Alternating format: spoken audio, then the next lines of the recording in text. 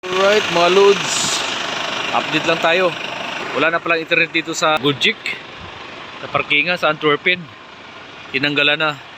Pero may barrier niya doon sa entrance at mayroon ng electric charger dito, charging station doon banda sa toilet. Pero mayroon pa ring toilet tsaka shower. At saka pwede mag-iib dito. Ayan si Kuliga, oh. Kuliga! Adrian. Tatakbo pa kami mga lods at i-interrupt namin yung 45 hours break. Kasi sa Lunes may biyahe pa to eh. Then Martes wala na. Relax na hanggang 4 hanggang January. So nakadalawang linggo tayo na iset ngayon ng break or short break or SB. So okay lang kasi makompensate naman yan ngayong weekend na to. Alright, so dito lang muna and keep on rock and rolling.